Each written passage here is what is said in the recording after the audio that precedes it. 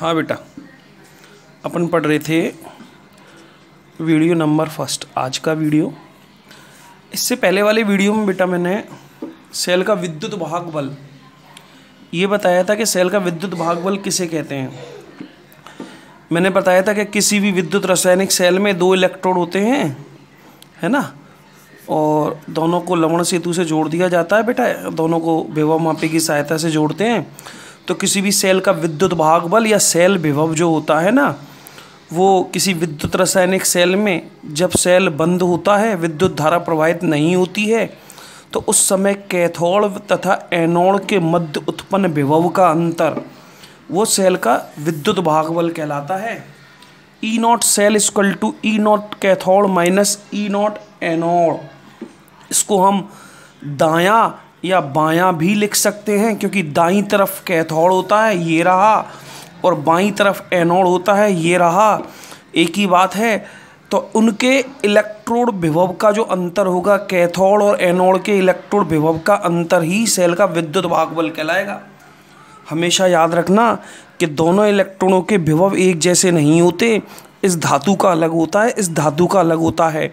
अगर दोनों धातु के इलेक्ट्रोड विभव एक जैसे होंगे तो सेल में कोई विद्युत धारा प्रवाहित नहीं होगी, सेल काम करना ही बंद कर देगा। तो एक धातु का इलेक्ट्रोड विभव कम होना चाहिए, एक का ज़्यादा होना चाहिए, जिसमें से कैथोड माइनस एनोड ये सेल का। और एक विशेष बात याद रखें कि किसी भी सेल का जो सेल विभव होता है ना, ई नॉट सेल, उसकी वैल्यू हमेशा पॉजिटिव आती है। इसकी वैल्यू हमेशा पॉजिटिव होती है, इसकी वैल्यू कभी भी नेगेटिव नहीं होती बेटा। सेल का सेल विभव हमेशा धनात्मक ही होता है। अगर सेल का सेल विभव ई नॉट सेल की वैल्यू ऋणात्मक आ रही है तो समझ लो सेल के अंदर विद्युत धारा प्रवाहित नहीं हो रही है, सेल के अंदर कोई रासायनिक अभिक्रिया संपन्न नहीं होगी, सेल कार्य करेगा ही नहीं, रिएक्टेंट प्रोडक्ट में नहीं बदल पाएंगे, उस सेल के अंदर कोई रासायनिक अभिक्रिया संपन्न नहीं होगी अगर सेल का विद्युत भाग बल का मान ऋणात्मक आ रहा है। समझ में आ रही है? उसके अंदर कोई प्रोसेस संपन्न नहीं होगी। हमेशा सेल का विद्युत भाग बल या सेल विभव जो होता है उसकी वैल्यू धनात्मक होती है। ठीक है, ये मैं पढ़ा चुका था आपको। अब मैं एक टॉपिक है विभवांतर या POTENTIAL potential DIFFRENCE potential differences यानी विभवांतर।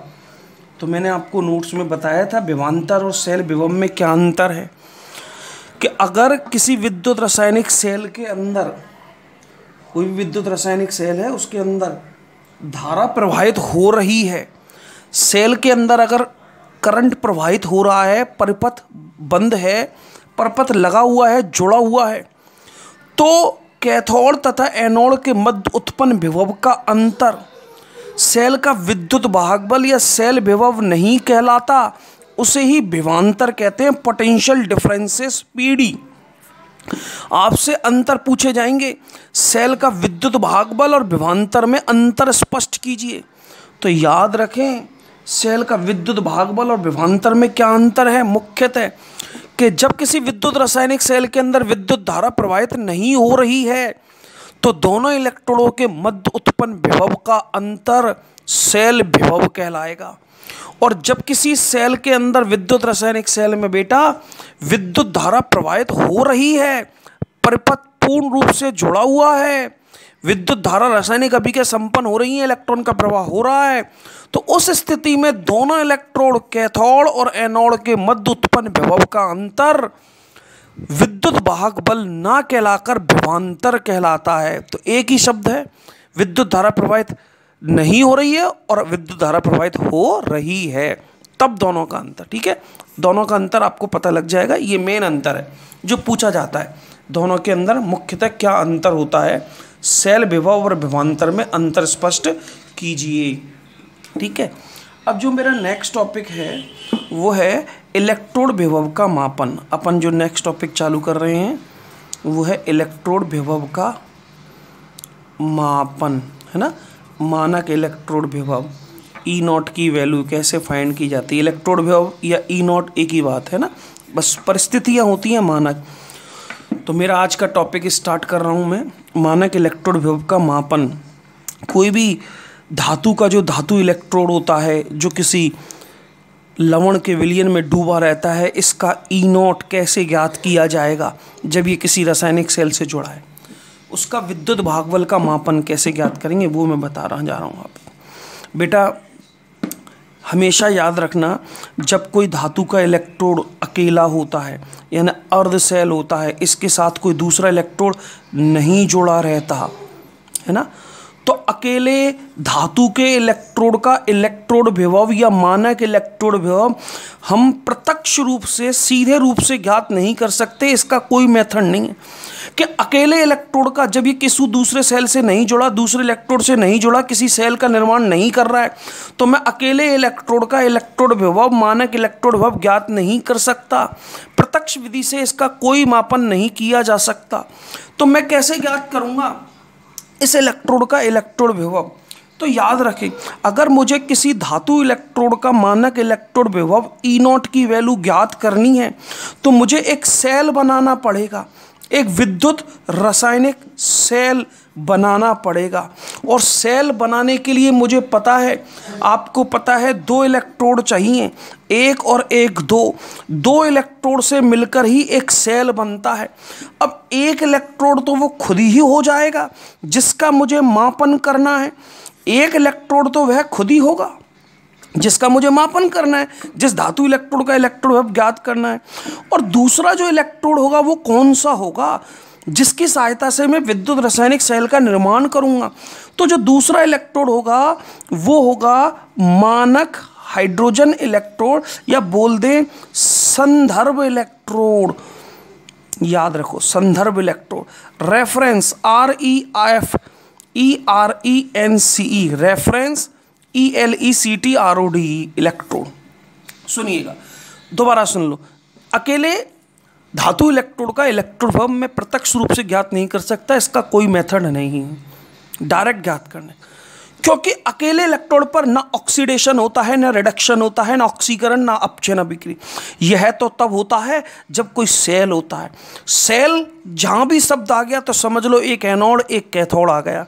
अगर कोई सेल होगा तभी एक इलेक्ट्रोड पर इलेक्ट्रॉन त्यागे जाएंगे और दूसरा उसको ग्रहण करेगा। इसलिए तो कहते हैं कि अकेले अर्ध सेल में कोई रासायनिक अभिक्रिया संपन्न नहीं होती, उसका इलेक्ट्रोड विभव ज्ञात नहीं किया जा सकता। तो मैं क्या करूँगा, उसका इलेक्ट्रोड विभव ज्ञात करने के लिए मैं एक सेल बनाऊंगा, एक विद्युत रासायनिक सेल बनाऊंगा। उस विद्युत रासायनिक सेल का निर्माण करने के लिए एक इलेक्ट्रोड तो मैं वही लूंगा जिसका मुझे मापन करना है, दूसरा इलेक्ट्रोड जो मैं लूंगा उसको संदर्भ इलेक्ट्रोड कहूंगा। अब क्वेश्चन आप पूछोगे कि सर संदर्भ इलेक्ट्रोड किसे कहते हैं, क्या होता है संदर्भ इलेक्ट्रोड? जिसकी सहायता से मैं विद्युत रासायनिक सेल बनाऊंगा और इस इलेक्ट्रोड का इलेक्ट्रोड विभव मापन करूंगा। तो क्वेश्चन, संदर्भ इलेक्ट्रोड, ऐसा इलेक्ट्रोड जिसका मानक इलेक्ट्रोड विभव E0 की वैल्यू स्वेच्छा से, अपनी इच्छा से निर्धारित की जाती है, उस इलेक्ट्रोड को संदर्भ रेफरेंस इलेक्ट्रोड कहा जाता है। क्वेश्चन, संदर्भ इलेक्ट्रोड किसे कहते हैं? आंसर, ऐसा इलेक्ट्रोड जिसका मानक इलेक्ट्रोड विभव स्वेच्छा से, अपनी इच्छा से निर्धारित किया जाता है, माना जाता है, उसे संदर्भ इलेक्ट्रोड कहते हैं। और संदर्भ इलेक्ट्रोड के रूप में मैं SHE का उपयोग करता हूं। अब क्वेश्चन नंबर 2, SHE किसे कहते हैं? क्या है ये SHE? ये एक संदर्भ इलेक्ट्रोड होता है, उसका एक उदाहरण है SHE। SHE की फुल फॉर्म बताऊंगा आपको, इसके बारे में बताऊंगा कि SHE क्या होता है। SHE का मतलब जो है बेटा, SHE का मतलब STNDRED standard, H4HYDROGEN hydrogen, ELECTRODE। SHE मतलब स्टैंडर्ड हाइड्रोजन इलेक्ट्रोड।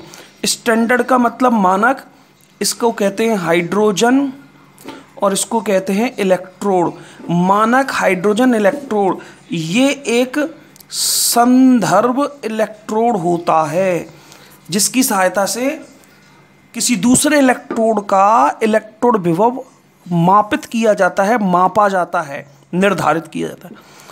SHE मानक हाइड्रोजन इलेक्ट्रोड, इसको नॉर्मल हाइड्रोजन इलेक्ट्रोड भी बोलते हैं NHE।